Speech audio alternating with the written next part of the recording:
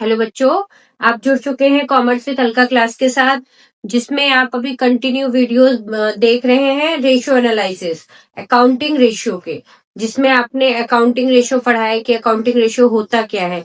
जब दो या दो से अधिक नंबर का रिलेशनशिप क्या कहलाता है? Accounting ratio. उसके आपने उद्देश्य, महत्व और सीमाएं मैंने आपको लास्ट वीडियो में बता दी हैं कि इसके थ्योरिकल जो इसका कॉन्सेप्ट है वो सारा आपका क्लियर हो गया है। आज हम पढ़ेंगे इसमें न्यूमेरिकल पोर्शन, जिसमें आपको अलग अलग रेशियो निकालने हैं, करंट रेशियो, लिक्विड रेशियो, ऐसे। और ये ज्यादातर छोटे छोटे मतलब 2 नंबर 3 नंबर ऐसे में 2 या 5 नंबर में आता है, या अगर लॉन्ग में आएगा तो 3-4 रेशियो आपको एक साथ निकालना होगा। ठीक है बच्चों, तो चलिए स्टार्ट करते हैं। स्टार्ट करने से पहले वीडियो को लाइक जरूर कर दीजिए और चैनल को सब्सक्राइब कर लीजिए, जिससे आगे आने वाले एग्जाम से रिलेटेड सारी वीडियोस आपके पास आसानी से पहुंच सके। तो चलिए स्टार्ट करते हैं। अकाउंटिंग रेशियो, जैसे कि आपने पढ़ लिया, किसी भी 2 नंबर के बीच में रिलेशनशिप, दो चरों के मध्य अंक गणितीय संबंध को अनुपात कहते हैं। ठीक है, इसमें एक कंपनी में जितनी चीजें होती हैं, जैसे करंट, लायबिलिटी कितनी है टोटल, एसेट कितनी है टोटल, को उसके बीच में कि मतलब 2 गुना है, 3 गुना है, कोई चीज घट रही है, कोई चीज बढ़ रही है, देनदार कितने हैं, आपका लॉन्ग टर्म लोन कितना है, लेकिन फंडिंग कितनी, इन सब के बीच में ही हम रिलेशन बनाएंगे रेशियो एनालिसिस से। तो पहला है करंट रेशियो। सबसे पहले करंट रेशियो, करंट रेशियो का फॉर्मूला बनेगा current asset upon current liability. Current asset सब बच्चों को पता होगा।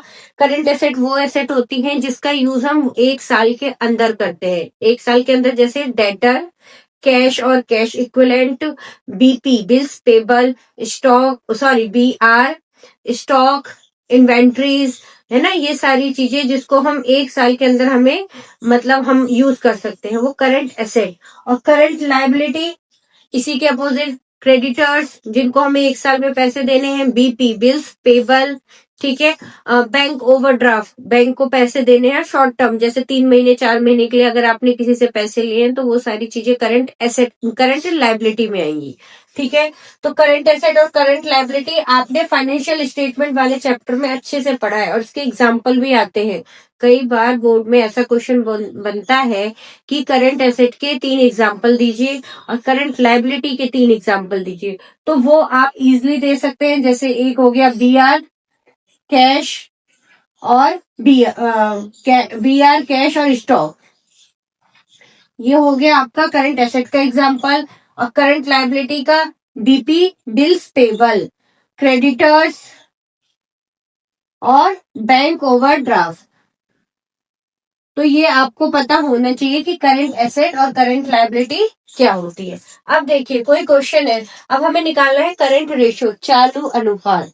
चालू अनुपात का आदर्श रेशियो है 2:1, जो एग्जाम में बहुविकल्पीय में आता है। किसमें आता है? बहुविकल्पीय में, कि चालू अनुपात का आदर्श अनुपात क्या है। तो कितना है? 2:1। अब देखिए एक क्वेश्चन है, उसमें हमें ये ऐसे ही दिया होगा, स्टॉक कितना है? 50,000, बीआर बिल्स रिसीवेबल कितना है? 50,000, एडवांस टैक्स कितना है? 4,000, कैश है 30,000, बिल्स पेबल जिसको बीपी बोलते हैं वो है 1,00,000 और बैंक ओवरड्राफ्ट है 4,000।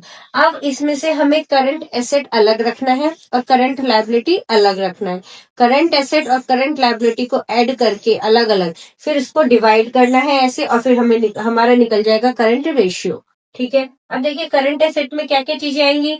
स्टॉक आ गया 50,000, बिल्स रिसीवेबल आ गया 50,000, एडवांस टैक्स हमने दे रखा है तो वो हमारी एसेट हो गई, वो 4,000, और कैश हमारा आ गया 30,000।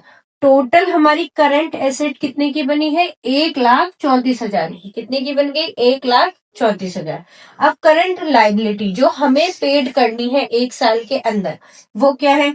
करंट लायबिलिटी में सबसे पहले बिल्स पेबल वाला 1,00,000 का, और बैंक ओवरड्राफ्ट हो गया 4,000। सिर्फ 2 आइटम है करंट लायबिलिटी के। ठीक है, वो हो गया 1,04,000। अब अकॉर्डिंग टू फॉर्मूला, फॉर्मूला क्या था हमारा? CA current asset upon CL current liability. किसका फॉर्मूला है ये? CR का, करंट रेशियो। ये याद होना चाहिए आपको अच्छे से। CR means current ratio, CA means current asset और CL मीन्स करंट लाइबिलिटी।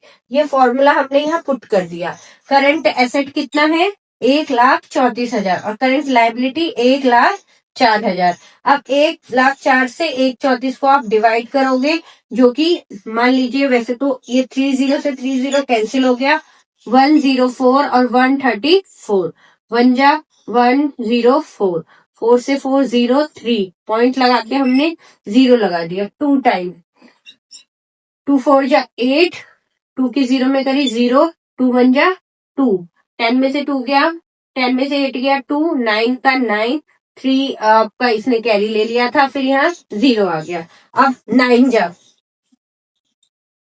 9 4 जा ये ज्यादा हो जाएगा, 8 भी आएगा, तो ये कंटिन्यू चलता रहेगा। और आपको पता है अगर पॉइंट के बाद 5 नंबर से बड़ा नंबर होता है तो इसको 1 बढ़ा देते हैं।